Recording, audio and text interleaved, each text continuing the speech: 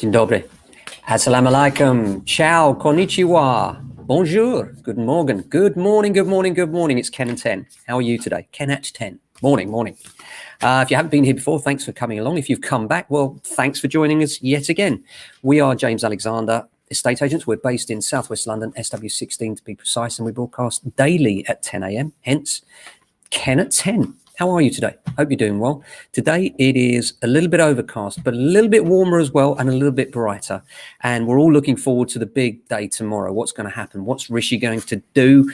And there's some news about that as well. Couple of things that I think, but we'll come on to that in a moment. But first of all, the news, starting off with an article that appeared in the Mail, the Telegraph and the Standard. Residential sector hoping for big budget boost. The collective value of some of Britain's biggest house builders was up by more than £1 billion yesterday. And that's on the news of the Chancellor announcing the deal tomorrow for first-time buyers. And this is a mortgage guarantee scheme to help buyers with a 5% deposit get on the property ladder. The government will offer lenders the guarantee they need to provide mortgages that cover up to 95%. And the scheme will be available to lenders from April. It is designed to increase the appetite of mortgage lenders to offer high loan-to-value lending to credit-worthy customers across the UK. That credit-worthy bit is going to be really important. I think the criterion around 95% mortgages is going to be incredibly strict. But if you've got a good credit score, this could be fantastic news for you, especially if you're a first-time buyer and you just can't get to that 10 or 20% deposit that many of these lenders, or all of the lenders in fact, require. A number of firms welcomed the plans, but also pointed out they would like to see more planning reforms to encourage more development. David Woolman of the Walborough Group said, even more so in London, where average house prices are higher and much larger deposits are needed. I would agree. I think, I'm not sure about much. Well, we know the government are never going to meet their building targets. And it's one of the reasons why property is such a good medium to long-term investment. And many people say to me, what's the best way to make money in property? What are the different strategies? What are the different things you can do? And there are loads. Honestly, it's mind-blowing. We have people in the auction world that buy and flip properties all the time, where they'll literally buy a property just to do a little bit of work or maybe nothing, flip it back around in the auction, make a small profit, but they'll have a long gap between exchange and completion, meaning that they can put the contract into the name of the buyer and therefore don't have stamp duty costs. There are other people that will buy properties, refurbish them, then sell them on. Others that will be in the buy-to-let market, where they'll buy them, do them up and sell them and rent them out for the long term. And in my experience, you know what the best strategy of all is? And the one that wins out more than anything else? Time. Buy something, sit on it, rent it out. Make sure it's got a decent yield so you're protected.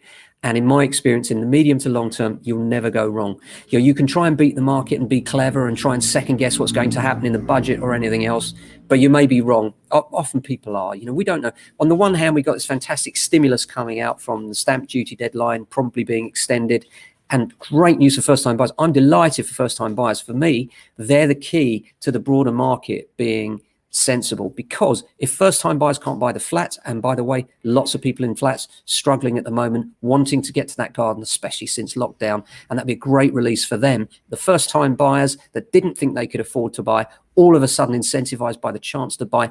If there's enough of these mortgages out there, that's another question, because they're talking about £3,000 per month, 3,000 deals a month for the lenders from the government. So that'd be interesting to see as well, how all these things come together.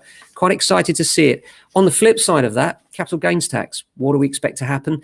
I'm not sure he's going to announce it now, but I think at some point he's going to align capital gains tax with income tax rates.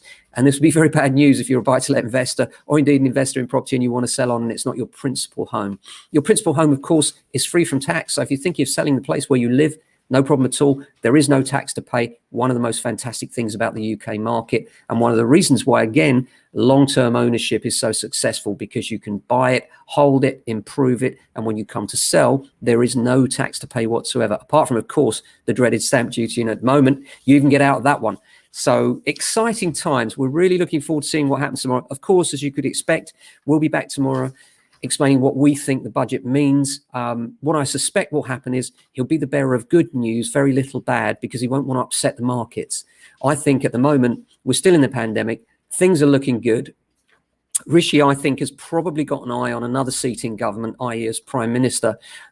He's been that good and become such a popular figure that it wouldn't surprise me if he tries to make this as politically neutral as possible whilst giving lots of good news, I don't suspect that the tax rises, which will inevitably come in one form or another, will necessarily come tomorrow.